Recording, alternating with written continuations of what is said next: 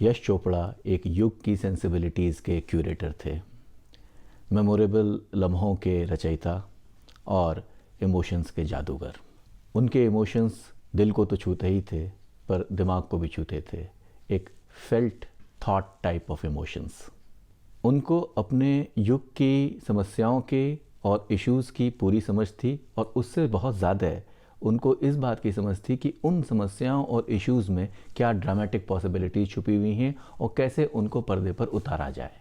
अब वो चाहे यूथ का डिसकंटेंट हो जैसे कि दीवार और त्रिशूल, या समय के हिसाब से थोड़े गिल्ट रिडन डिज़ायर्स हों जैसे कि सिलसिला और कभी कभी, और या प्रायश्चित में जलती हुई एक ज्वाला हो जैसे कि काला पत्थर। सब जगह उनका जादू सर चढ़ कर बोलता था। इन सभी परिस्थितियों की जो ड्रामेटिक पॉसिबिलिटीज़ थी उन्होंने स्ट्रिक्टली ट्रेडिशनल ईडियम में रियलाइज़ की और बिल्कुल एक पारंपरिक तरीके से कैसे उनको पर्दे पर उतारा जा सकता है वो उन्होंने बहुत अच्छे से प्रस्तुत किया। वो एक सिंथेसाइज़र थे लिरिकल पॉसिबिलिटीज़ ऑफ ट्रेडिशन के और ब्लैंडिंगली रैशनल चुनौतियाँ जो कि मॉडर्निटी प्रस्तुत कर रही थी उस समय। उनका जामा अक्सर बहुत मॉडर्न होता था। अगर आपको याद हो लम्हे, चांदनी ऐसी फिल्मों में कपड़े, किताबें, कारें और घर और लोगों के रहने सहने का तरीका, और जो उनके भीतर के इमोशंस थे वो बिल्कुल ट्रेडिशनल होते थे। He was a story teller who could narrate the modern with easy accessibility to the tradition.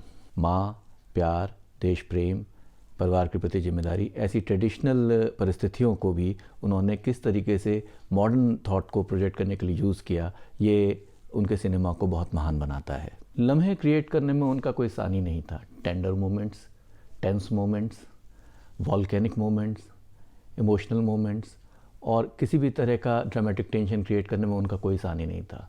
ये मोमेंट बहुत तेज़ी से आते थे। अगर याद कीजिए शशि कपूर की डेथ या राखी का विवाह कभी कभी में, शशि कपूर की डेथ में सिलसिला की बात कर रहा हूँ। ऐसे मौक़ों पर कितनी तेज़ी से एक बिल्कुल ज़िंदगी बदल देने वाले लम्हे आते थे और वो फिल्म को बहुत सफाई से दूसरी दिशा में ले जाते थे। ये एक बड़े निर्देशक की पहचान है।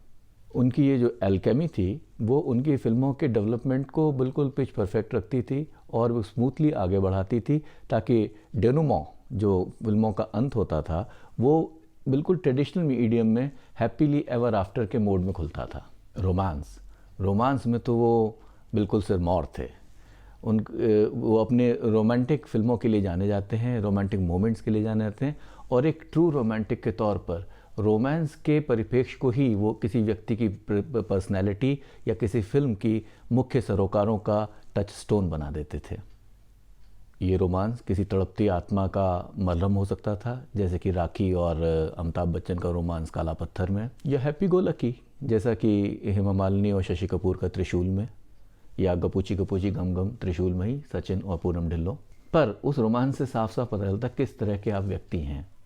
अगर त्रिशूल में राखी और अमिताभ बच्चन का रोमांस हो रहा है तो अमिताभ बच्चन एक कॉइल्ड, एक इमोशनल व्यक्ति के तौर पर साफ साफ अपने रोमांस के लेंस से ही नज़र आने लगते थे। और अक्सर उन्होंने रोमांस को पूरी फिल्म को फ्रेम करने की थीम के तौर पर भी इस्तेमाल किया है।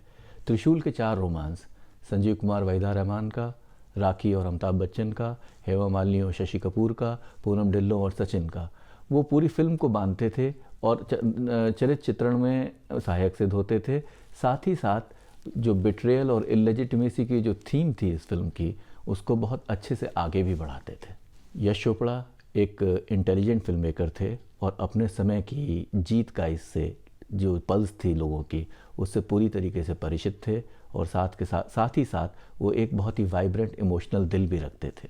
उनकी यही सिंथेसिस, इंटेलिजेंस और इमोशंस की सिंथेसिस, और कैसे वो ट्रेडिशनल और मॉडर्न को मिलाते थे, यही उनकी फिल्मों को एक सोलेस का माध्यम बनाती हैं, एंटरटेनमेंट का माध्यम बनाती हैं, साथ ही साथ एक युग का आईना भी बनाती हैं। An accomplished film maker and he will be missed for his stupendous success and the way he made it look so effortless. Rest in peace, Yash Chopra.